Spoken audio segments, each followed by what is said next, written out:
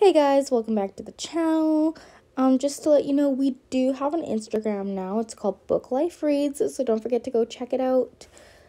And it'll have the books that we've previously read and the upcoming books and maybe some polls on what you want to listen to be read. In Search of April Raintree, Chapter 11. Now, before I read this chapter, I just want to put out a little warning that this part of the book does have rape in it, and if you're uncomfortable with it, don't read this chapter. You don't really need to read this chapter to understand the rest of the book. Okay, so you can skip on to chapter 12 if you don't want to listen to rape, because it is very detailed. Okay, here we go. April Raintree, chapter 11.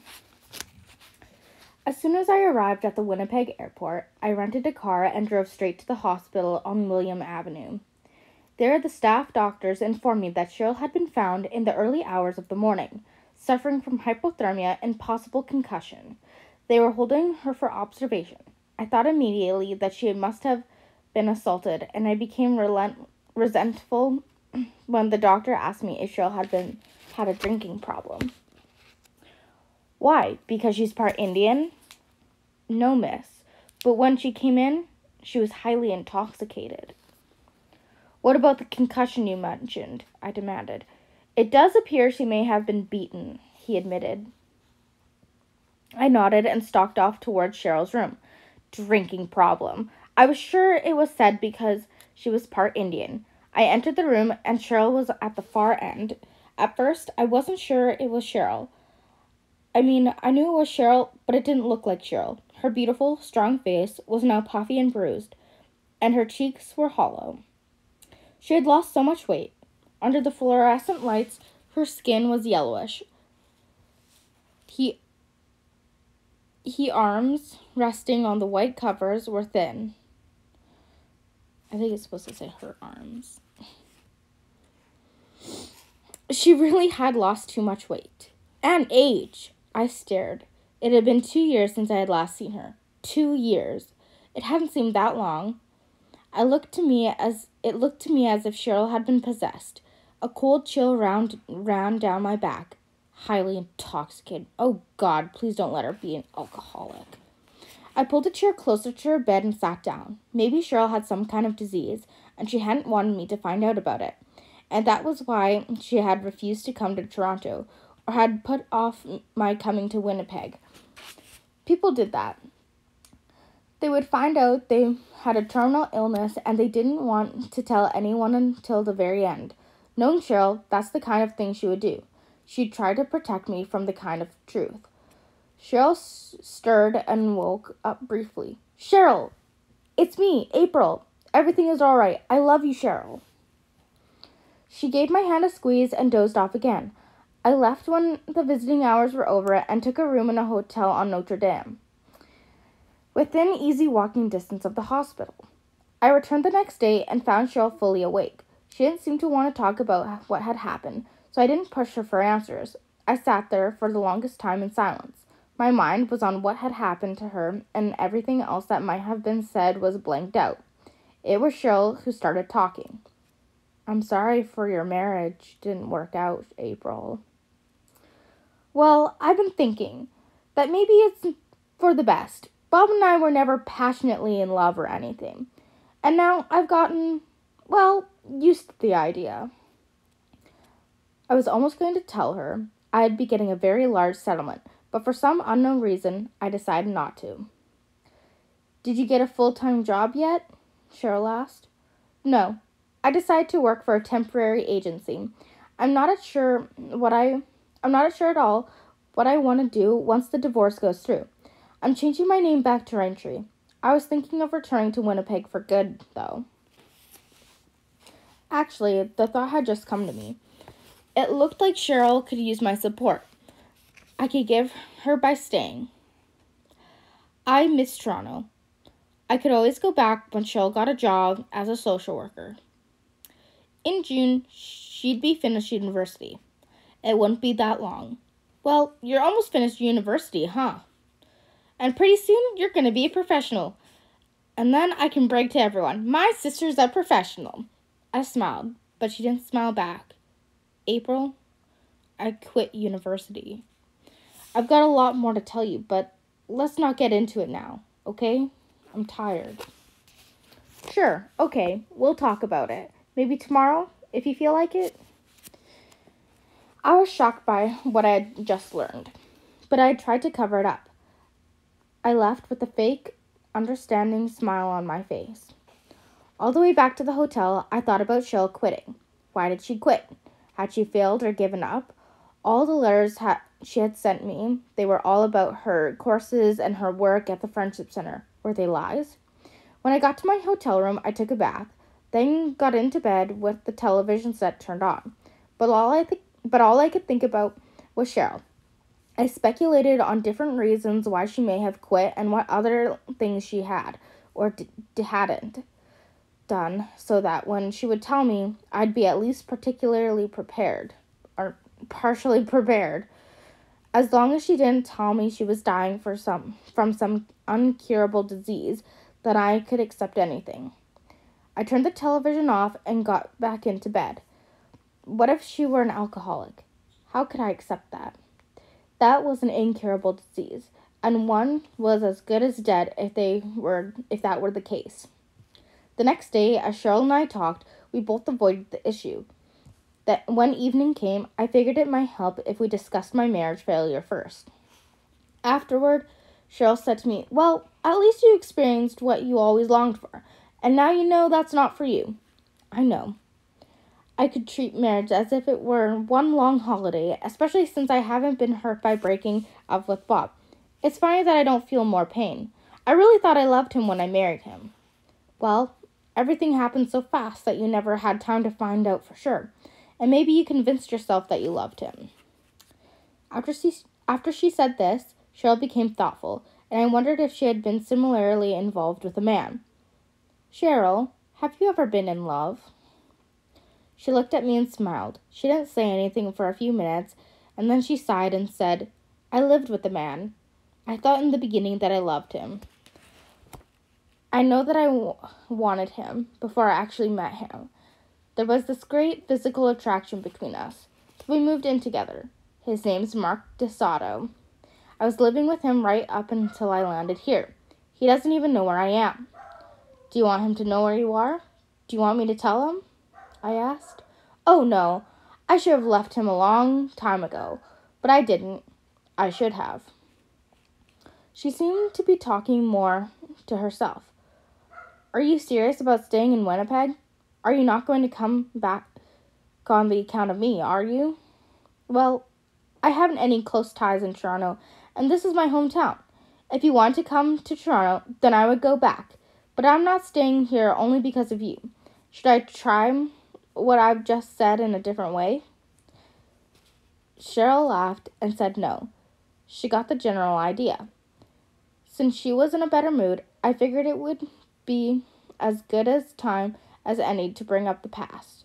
About those things you didn't want to discuss last night, do you feel like talking about them now? I want to tell you that I've been living with a man who wasn't good for me. Oh? Well, what did you think I was going to tell you? That I was dying or something? As a matter of fact, yes. Cheryl started to laugh, and I sat there watching her, closely trying to determine whether she was being honest with me. When she realized I wasn't going to join in the laughing, she asked, What's wrong? It's the letters you've been sending me for the past 2 years. Why didn't you tell the truth? I asked, as tactfully as I could.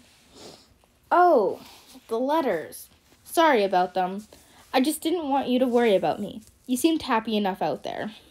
But why did you quit university? How come? It wasn't going very well, Cheryl shrugged.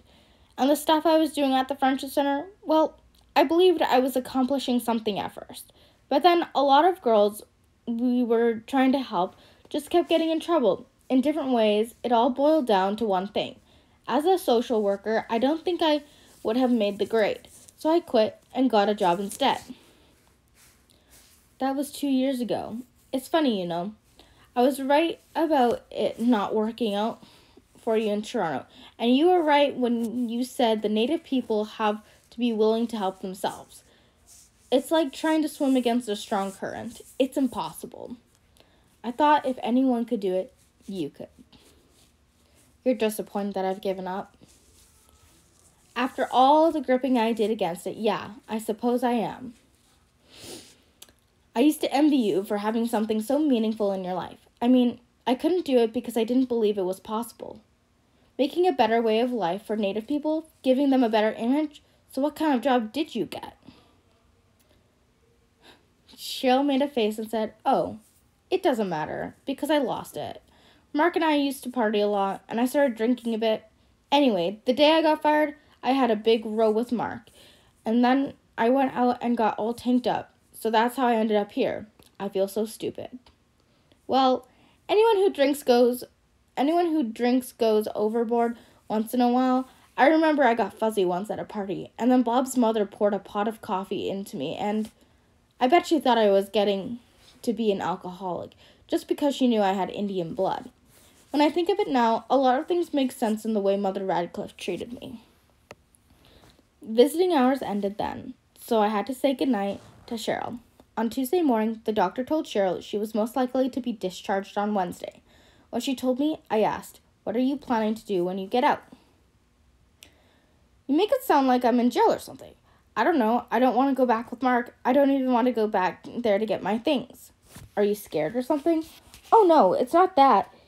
He might want me to stay, and then there'd be a scene, maybe."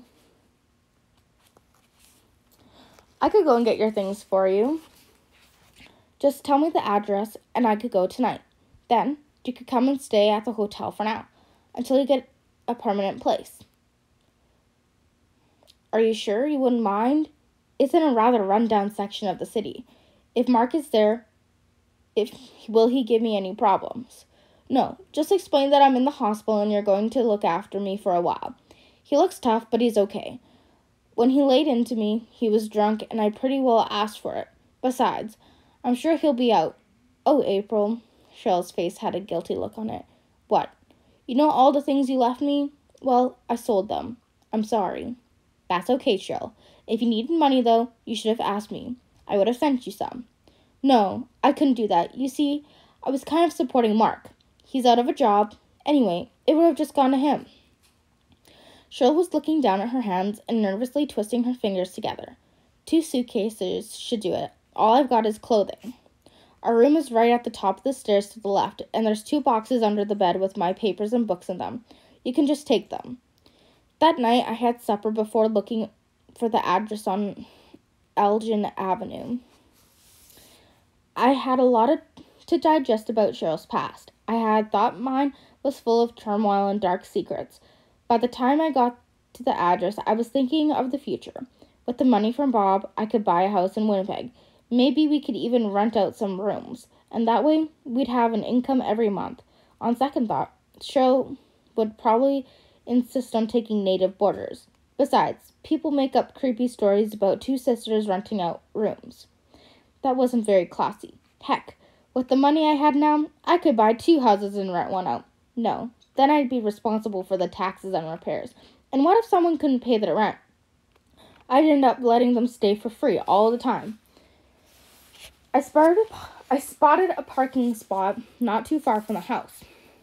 It was too bad I couldn't get a spot right in front of the house. I got out of the car, and a cold gust of wind struck me. I shivered. The temperature seemed to have fallen. I looked around.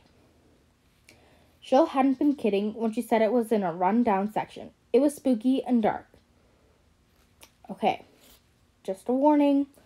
If you don't want to hear the rape scene, stop listening now and go read chapter 12. Okay, here we go. I looked around. Cheryl hadn't been kidding when she said it was run-down section of town. It was spooky and dark. I got to the gate and wondered why on earth they would have a gate that closed when most of the fence was down anyway. At the same time, I was wondering if Mark would be home and what he was like. I had to take my glove off to fiddle with the latch. Suddenly, a male voice close to me said, "Can I help you with that, baby?" I jumped. Where had he come from suddenly? I looked up at him, and he seemed to be leering at me. This couldn't be Mark. Maybe I should get back to the car. Before I had a chance to move, an arm came from behind and grabbed me by the front of the neck. There were two men. I stepped back into the man as hard as I could, ramming my elbow into his side. He released his grip. The other man was now grinning. "You bitch. Oh no, you're not going to get away from us." He grabbed my arm, but I twisted loose and pushed against him. We were on a patch of ice and he slipped, lost his balance, and fell backward, all the while swearing. And this all happened in a couple of seconds, and I was able to run back towards my car. I didn't know what their intentions were, but it was my intention not to find out. I opened the car door and was about to jump in when one of them reached for me and got a hold of me. They were yelling to someone to bring the car up. Headlights were turned on, and I saw the two men clearly. I struggled desperately to free myself. The other man who had fallen reached our side, and when the car was beside us, he opened the door and shoved me in the back seat and got in beside me. The other one closed the door on my rented car and got in beside the driver. Like a helpless animal, I was trapped and terrified. They meant to kill. I was sure of it. Otherwise, they wouldn't have disguised themselves or something. They whooped it up and congratulated each other on their catch. I figured if I was going to die, I was going to go down fighting. But then I thought I'd have a better chance if I watched for a police car. I watched for one at the same time as I kept my eye on the man beside me. They were crazy men, and now they were probably aroused from chasing me. Crazy men with crazy grins. The one beside me put his hand on my breast. I hid it away. He hit back much harder, and if he had a right to do whatever he pleased. "So, you're a real fighting squaw, huh? That's good, 'cause I liked my fucking rough." He laughed at that. The driver said, "Hey, we're only supposed to give her a scare. You're talking rape, man." "Shut up, dummy, and slow down. We don't want to get stopped now. You're in this as much as us," growled the man beside me. So he was the leader, I thought. The other man in the front snickered and turned to eye me. I wondered how he knew I was part Indian. Just because I had long black hair? I didn't pay too much attention to what the driver had said about just giving me a scare. I figured that this had started as a lark to scare women, and now the leader and his accomplice wanted to rape me. Maybe I could count on the driver to help me somehow, and maybe they weren't out to do any killing. I just didn't know. I hadn't been in Winnipeg long enough to know whether there had been a rash of rapes and strangulations going on. Maybe that's what was going to happen to me. And if they had knives, it would be a whole lot worse. They could torture me to death, cut me to pieces, or beat me up and leave me to die in the cold somewhere, all bloody and broken. Oh God, I want to live. This isn't the way I want to die. This isn't my moment to die. I couldn't help trembling with fear. Horrible thoughts rushed through my mind. The night ahead could only be shameful, humiliating, and even if they didn't physically wound me, it would be torturous. I braced myself mentally and physically so I'd be able to face up to anything they did. I knew I wouldn't be able to stop them from abusing me physically, so I'd try to be like a rag doll. I'd close my emotions and my mind off. Maybe it wouldn't affect me so much. The leader was groping at me, and he grabbed my breast roughly. I gritted my teeth and sat rigidly, trying hard to ignore his hand, trying hard to show no reaction. I smelled the liquor on his breath, and he leaned toward me. Then his hand slid to the crotch of my jeans, and I had to pull his hand away. I was pressed against the side of the car. He was saying vulgar things to me, watching my face at the same time. I guess he wanted to reduce me to nothingness. "Hey, you guys, we're going to have to teach this little Indian some manners." I'm trying to make her feel good, and she pulls away. The ungrateful bitch. As they laughed, the leader grabbed a handful of my hair and pulled my head back. 1 minute, he was laughing. The next, he was saying in a low, frightening voice, "Listen, you little cunt, I know you want it. So quit pretending to fight it, okay? Or I'm really going to have to give it to you. The man beside the driver was watching, and he asked, "Hey man, could I have a turn with her?" "Don't worry, you'll get your turn soon enough," the leader said. We were out on the countryside somewhere. I didn't know where because I had lost the sense of direction. They had turned the interior lights on. The leader moved in on me, trying to take off my jacket. I pushed his hands away, and for a few minutes, my anger overcame my fear.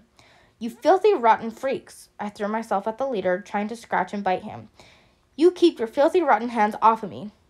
I was panting from a mixture of my anger and exertion. I could hear them laughing like lunatics. The leader held me away from him with ease, but I managed to scratch his face, drawing blood. "You goddamn cunt," he yelled in rage. He then followed that with a hard punch to my midriff that knocked the wind out of me and sent me flying back against the left side of the car again. My head hit the window. The leader then grabbed the front of my blouse and ripped it open, tearing the buttons off. I tore back into him. "Why, you fucking little savage, you're asking for it." He gave me a backhand across the side of the head, which made my ears ring.